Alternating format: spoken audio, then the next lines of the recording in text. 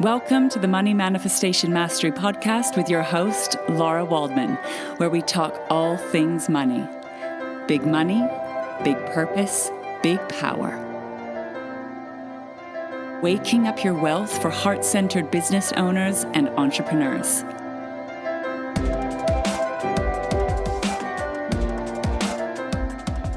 Hello and welcome to a deep diving conversation with Kahreela An-Ra, why you aren't manifesting what you want. Kahreela is an internationally recognized channel and alchemist healer. She is the creator of the Body Love process and has helped many people across the globe manifest real life change. Through her company, Starlight Temple, Kahreela offers courses, ceremonies, and sacred travel adventures that help people awaken to the divine conversation of their lives so they can align, live magically, and fulfill their highest purposes. Welcome, Kahreela. So lovely to have you here. Thank you so much for having me. I'm so happy and honored to be part of this conversation with you. I love it whenever we connect. It's amazing. We're going to make some magic in this conversation. So if you are listening in, tap into the energy that is flowing through this conversation, because we are going to be diving into some really powerful pieces around manifestation. And there is some science, some mechanics, some magical pieces that we are going to be revealing to you today. One of the really interesting things that Kahreela and I were talking about that inspired me to invite her to interview her today was around manifestation and why people aren't manifesting what they want in their physical reality, even though they've done tons and tons of work on themselves, tons and tons of energy work, tons and tons of processes, tons and tons of courses, and have actually, created a lot of change, perhaps, maybe gone on profound healing journeys or really developed spiritually or developed psychically. And there can still be a lot of amazing things going on in the energy world or emotionally or spiritually, but there's still this block when it comes to manifesting in their physical reality. So if you are listening, I'm curious if you resonate with this. And we thought it'd be really important to have a conversation about why this is happening. So Kahreela, what have you noticed in your many years of experience around manifestation? Manifestation is sometimes a long game, hey? I think that's the first thing to say is that, yes, there is instant manifestation in terms of being able to park your car and stuff like that. But actually, the truest form of manifestation is a becoming process. You have to become the one that can magnetize and create the reality that you're calling in. And sometimes that takes some time and some steps and some stages. And, for me, for a long time, I was all about the shadow, and I was all about the key to this is doing the shadow work. And it is one of the big keys, doing shadow work, for sure. Excavating the beliefs and the consciousness that are manifesting the things in your reality that aren't aligned with what you want, that my path was dedicated to that for about 8 years. And there were incredible and amazing results and things with that, for sure. But what I found towards the end of it was that as I became more fluent in shadow and medicine and healing work, my reality wasn't shifting as fast as my energy body was.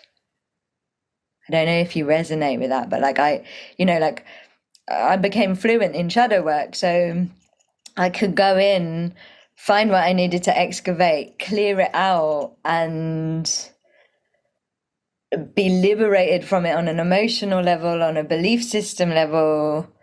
And yet my physical reality wasn't then matching up to that because of how fluent I'd become at shifting it on the energetic level. Does that make sense?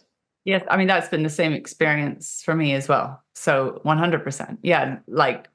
lots of powerful, big, huge shifts happening spiritually, psychologically, energetically that, like you said, does create change and does have an impact. But I found there was still places in my physical reality that were still stuck and not moving. And there was a real mismatch I found between my inner world and my physical reality. Yeah, I mean, the distance between the kind of levels of magic and abundance that I was experiencing in my spiritual world and my physical reality was just becoming further and further apart, you know? Like the more inner work I was doing, the further away, in a way, my physical reality, I was almost becoming really frustrated and deflated actually with the work not showing up at the level I wanted it to in the physical, in the everyday, in my reality, you know? And I felt quite like I was doing all of this work and like I was revving my engine stuck in the mud, you know? It was like, it was just costing me energy and it was doing amazing things for my energetic body. But the thing that I actually wanted to change wasn't changing. Yeah. Or it was changing, but it was changing at like not at the level that my energetic, emotional self was changing. So it wasn't matching, it wasn't satisfied, you know? Yes, I do. I know very well. I'm glad you know. It's really nice that you're resonating. So I'm a channel, as you know, and so I work with guides. And one day my guides were just like, do you know why this is happening? Why your like distances are so big between your energetic and your physical reality? Why it's not changing as fast as you want it to change? It's because you haven't done the work in the body. You haven't done the work in the habitual consciousness. And they were specific, they were like, within the rituals of the body, is what they said. Ooh. Can you tell us what that means when you're talking about when your guys are talking about the rituals of the body? So the rituals of the body are the daily ways in which we live from this school, from this point of view. And they are eating, beauty and how you dress and how you present, exercise, and rest. And, you know, the body is kind of like the place where all of our different aspects meet. It's like the meeting point of everything we are, from shadow to soul, you know? And the body isn't the shadow, it's the habitual consciousness.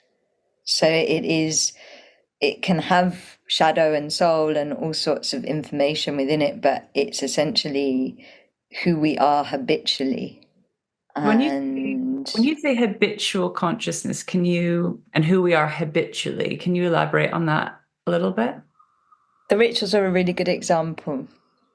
So when we eat, sometimes we eat in a very present way and we're very mindful and we're making conscious choice and everything like that.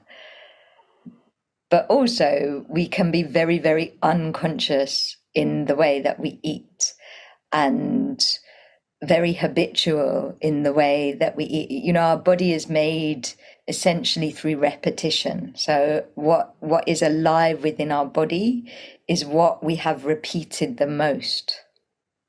And that repetition, it's like a lull. It's not the deep shadow in the sense it's completely unconscious. It's like the space between the consciousness and the shadow. And that is where it tends to be our comfort zone, you know, like it tends to be the place that we are, yeah, like who we are when we're not being fully conscious or fully unconscious, I guess is the best description. And the thing is that is where a lot of things can hide out. So you can have done the deep shadow trauma release medicine work, and that's had an amazing effect on your energetic body and an amazing effect on your vibrational body, an amazing effect on your spiritual body, all of that. And yet your ritual of eating can still be running the habit of that old trauma story. Because you just haven't brought consciousness to the habit. Right. So I'm hearing some people going, yeah, but I eat well and I go to yoga and I put clothes on my body. And so why am I not manifesting? What's she talking about? Because, so firstly, with body love, it's actually, funnily enough, it is not about doing what is prescribed as healthy. Mm-hmm. It is about being true. And so, you can be eating well on paper. It doesn't mean you're actually listening to what in body love is called your sacred hunger. What is called the soul choosing for you, and the self fully engaged with what is right for you to eat. And it's also not just about the what, it's about how you're speaking to your, in terms of the rituals, there is so much detail in the body that it can be about how you're speaking to yourself, it's about how you're loving yourself, essentially. And that comes through the inner voice, the presence, the time. There are many, many ways that you can go into any single one of these rituals. And every time I've held space for body love, it is amazing, because the people that come to body love, they are already pro at their work and their inner work. Like they are master shadow, like they are people that know how to work with themselves and their trauma. And yet, I class myself as one of those people. And yet you think you've done it, and then you're like, oh wow. Like when you actually look at what you're doing habitually, you're like, there is that neglect, or there is that abuse, or there is that time I was bullied. Like the body really does hold the score. And the thing is these rituals are the rituals of life. And so if you are doing them within the rituals, you are doing them everywhere else. Like if they are alive within those rituals, which they won't be all the time, because there will be times where you are making truly conscious, aligned choice. And then there will be times when you're not. And it's the times when you're not that you are keeping those stories and that score and that old patterning alive. And it's that is backing up and blocking the next level reality that the energetic body is trying to call in. Wow. And the other work is trying to call in. It's like you haven't made the space in the habitual consciousness. I've definitely had this experience, right? What you're talking about, where my joke is I was like the most unhealthy, healthy person. Because there was a time where I was like a wheat-free, sugar-free vegan. And I was like exercising. I was like, I'm so vegan and wheat-free and sugar-free. And like, I was really rigid about it, and not drinking alcohol. And and I was in my 20s, and it was really, but there was this rigidity about it, and it was very rule-based. And it was actually what I didn't realize, I'd transitioned from like eating disorders into veganism. And it was another way to kind of control and self-punish and deny. And yes, it was right, because I was having huge gut health problems, and I was feeling terrible in my physical body. So I was like, I'm doing the right thing, like eating the right way for my body. But my I was not in a good place in myself at all. And so the way I was doing it wasn't good. And then I got pregnant and I started craving meat. And then when I found out I was pregnant, I'm like, okay, I'm gonna feed this baby what she wants. It was like really strong. And then what I noticed was, and I started doing visualization when I was pregnant around like actually wanting around my body, and because there was so many ideas around, what happens, you have a baby and like your body goes to shit, and like, and I was like, no, I'm going to really visualize. So I was visualizing myself like really healthy, looking great after I gave birth and all of that. And then when I had my daughter, I actually stopped all the rules, and I just started listening to my body, and I actually was eating cake every day. And then I was about a stone lighter. About a year after giving birth to her, I was a stone lighter, and I looked better and felt better than I'd ever felt in all my, you know, healthy, unhealthy ways. So is that kind of what you're talking about? Absolutely. Like it's not that in body love there's no prescription. So Mm, so the journey with body love is to just meet yourself and mm, meet your score.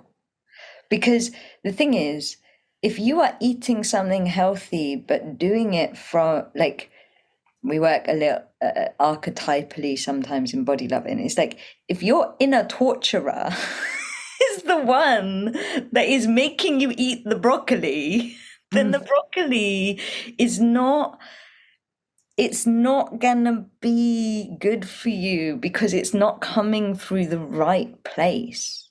right. Like these rituals, and this is why body love is so profound, is that, you know, there are ways that adults can love themselves. And actually, a lot of us that are walking this kind of path, we're very good at adult self care. We go to spas, we do the cacao and the affirmation, and we're very good at soul love. Mm, The way your inner child is loved is not that. Your inner child needs to be intuitively fed mm, and be dressed in a way that honors who they are, and definitely needs to be rested when they're tired. And so all of the unlovedness of our inner child experience tends to hang out in these rituals. mm. And it goes deep. It's so funny you mentioned pregnancy. Like one of the things we journeyed with last body love was like how much when you're in the womb, you get your first relationship with food is the relationship the mother is having with food and her body changing, Mm. and how that impacts your relationship with food. So it does go deep into the shadows and the things like that.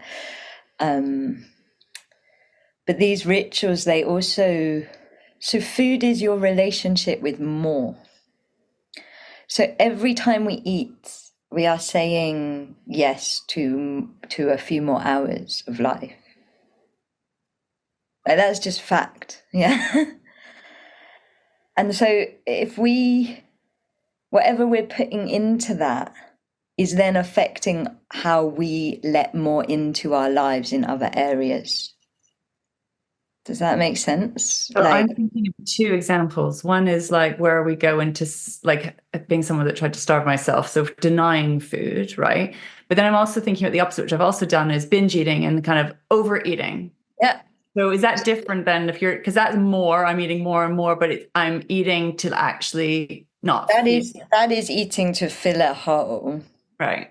not to like your sacred hunger. Mm. And all of the rituals are different, but your sacred hunger, which is where this conversation has gone, is always going to lead to you becoming more alive. Mm. And sometimes that will be like at the time your body just needed a load of cake, hey? But because you were just listening, and just being true to you, that didn't become weight. It didn't become like if it's kind of like letting the goddess lead, I guess you could say. It's like letting the animal self or the nature self decide what is right for you without the noise of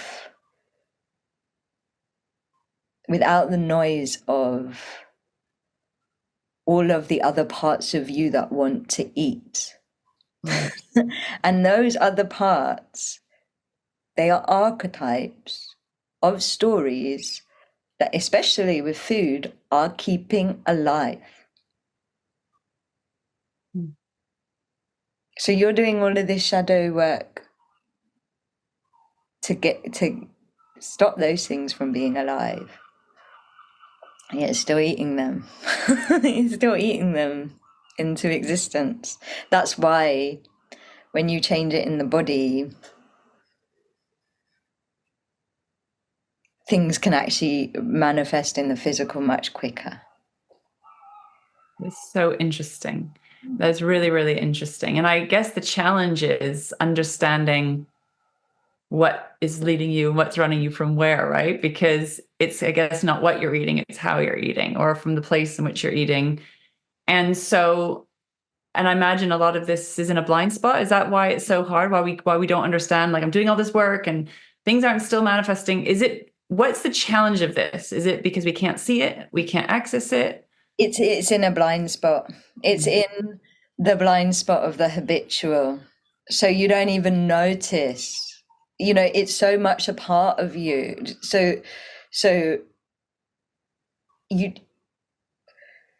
don't even notice that you're doing it until you take the time and have the holding and the support to be able to see that you are doing this stuff. Because the habitual,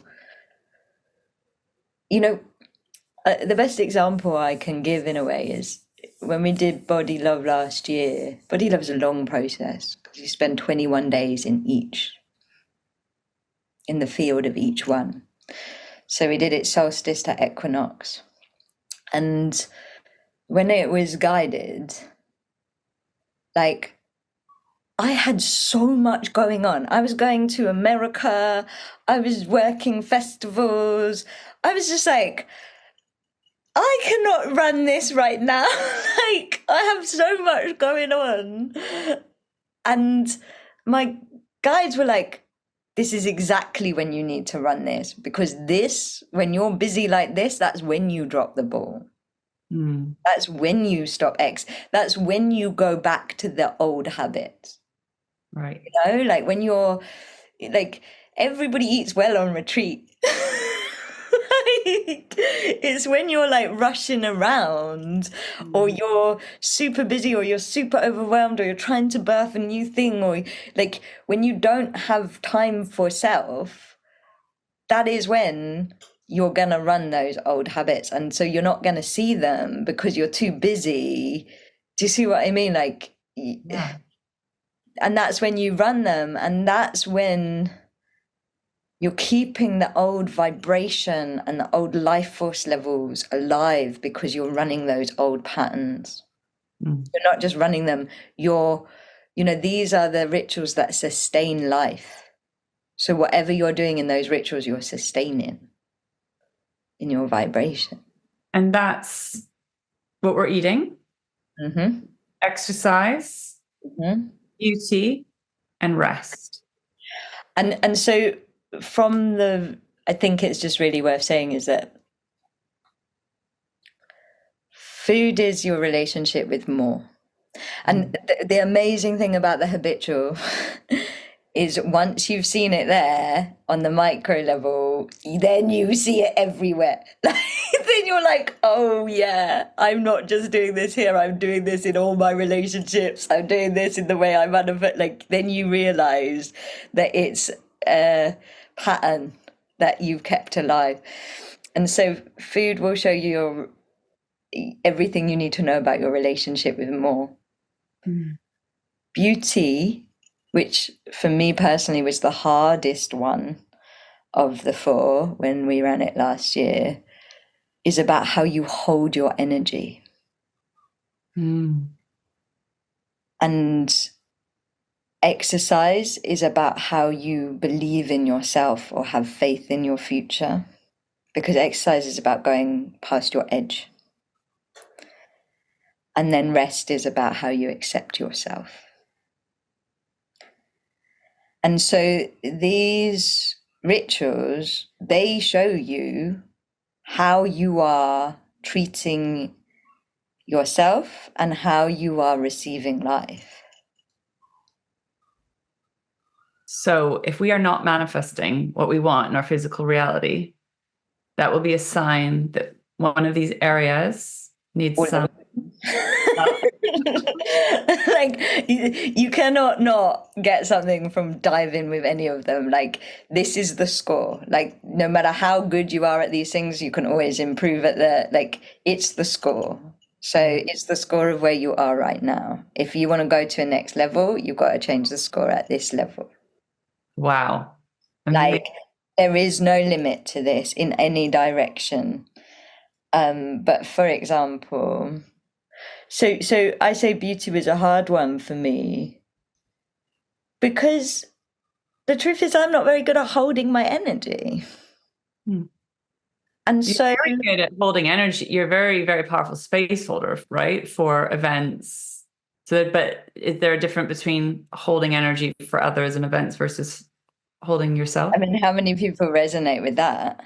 And then if you want to bring that into beauty, how often do the powerful space holders look better when they are showing up to space hold than when they are showing up for a day with themselves? I put my hand up to that. You know, and you know, this isn't about what is prescribed as beauty. Beauty is about, are you feeling beautiful? But I would definitely turn up to an event looking beautiful and feeling beautiful. And then when I'm having a day by myself, I can be wearing clothes that are like stained, you know, like really like not putting the same level of holding in. Oh my goodness, I do that. This is where it gets really interesting, because so the one that you do, you know, that distance, that is the distance between your potential and what you're calling in and your physical reality right now. So like closing the gap is how you bring that reality into this reality. And it is to do with life force, in the sense that, you know, you understand this with the amazing work you do, that like in order to bring in the next level, you, especially beauty, you have to be able to hold a higher level of energy. But we have a like habitual level of energy that we hold, and then we have our show up as a space holder level. You know? Yes, I And do. the habitual level is created and sustained by what you're doing habitually in the life force, in the body love rituals. So if you change the body love rituals, you are going to raise your habitual level of life force energy, therefore making your habitual reality a higher vibration. So freaking cool. And what's so interesting about this isn't actually about giving out, is it? It's very much about taking care of yourself in a very new and deep and rich way. That's what's super interesting, because I think a lot of people who are, you know, space holders and doing all this work love to give to everyone else, but there's like this kind of self-neglect that can creep in. So that's really interesting. I mean, not, you know, what I find amazing is that, like, I've always been someone that's prided herself on eating when she wants to eat. Yeah. So, like, living with the clock of my body. That's what my head and my Instagram personality thought was going on. When I actually looked at it, I was like, okay, sometimes you're eating Other times you are just neglecting yourself because you think you've got more important things and it's okay to skip breakfast, you know? And so, like, and this is a harsh thing to have to face when you are so dedicated to self-care and self-work and all of these things. Because if you are not skipping a meal because you're not hungry, but you're skipping it because you're too full of cortisol and adrenaline and busyness and stuff, that is neglect. Like, that is your own neglect towards yourself playing out, you know? And how can you hold space for the next level if you're still neglecting yourself at breakfast? And, you know, what I like to do with body love is always translate it back. Like, if this was a child and you were a parent, is it okay? Like, would you be called in about the care level? There isn't this incense burning, beautiful way of doing care, but like, you know, sometimes we can be very good at that. And yet we're still neglecting and abusing ourselves on a body love level.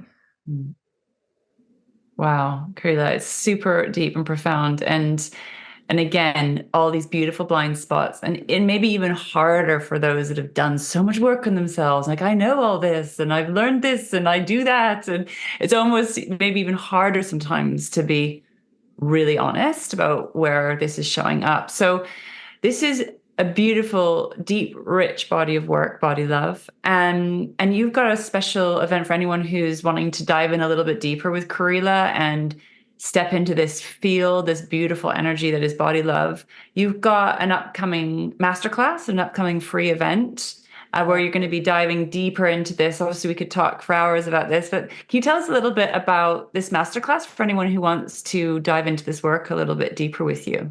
So first, I will say thank you for saying that it is hard. Like, yeah, it is hard, but you know, I don't really believe that the habitual level is for anybody that hasn't already done the shadow work. Like the habitual's not going to change if you haven't done the deep energetic shadow work. Like, you got to start there. You know, it's like you've got to have done that work. Otherwise, you're going to try and change it on the habitual level, and the shadow's going to pull you right back in. Okay. So it's not you're listening to this because you have done the work. That means you are now ready to hear this next level, and that is really important, I think, for most people that are like going, oh, you know, you haven't missed it. It's coming to you because it's the right time, because you've done the work, you know. And what is amazing about body love is it's field work, which is very similar to what you do, actually, in the sense that, yes, there's wisdom in it, but this is so intimate and so personal that actually you got to be in the energy of the field that can show you what you need to see. Because no body score is like anybody else's. And so you've got to be in a field that is going to help you reveal what is in your way of your next level. And so the workshop that I have coming up online, webinar, free, and it's about always an opportunity to be in the field and meet yourself within the rituals. One of them will happen in the moment, depending on who's there, because the field serves who's there. And this one, it's also about how you can, you know, there's two ways you can go. You can either go deep and do the healing work, or you can change the rituals to support your manifestations. And so this one is about like what you need to change in order to align or manifest vibrationally, life force wise, with the next level that you want to bring in. And so that's happening. And then next month, because actually once you go into this, you're like, I need to spend longer than an hour and a half. So next month we've got 4 days in the field experience as well, that is called Reveal, that is by donation. And that's the way the big body love journey is only going to be for the people that are ready for it. Like, I have never, of all the fields I've ever held, I have never, ever, ever known a field to throw people out of it at the rate that body love field is saying, if you are not ready, you are not coming in on this big ride. And so if you want to find out if you're ready, or if you want to do the big journey, you've got to come into the earlier fields so that you can be attuned to it, basically. Get yourself ready. Well, absolutely amazing. And I can't wait, because I am definitely there. Can't wait to dive in deeper into this work. It's absolutely beautiful. And thank you so much for sharing all your body love wisdom with us, and just a little sneak peek into this much deeper, richer body of work. And let's get manifesting all that we want and desire, all that's aligned into our physical realities. Very, very excited. And thank you so much. So the link to join the webinar is below this video, and the link to the deeper 4-day immersion is also below this video. And if you want to reach out to Kahreela with any questions, visit her website, and please comment below this video and let us know, what is your number one takeaway from this conversation? What is landing for you? What is popping for you? We'd really love to hear how you found this conversation. And we look forward to being with you very soon for the upcoming webinar. And thank you so much, Kahreela. Thank you so much for being with us and sharing with us today. And thank you for your amazing, amazing work. I am so grateful for it, and so grateful for your path and who you are. It's amazing. Thank you, darling.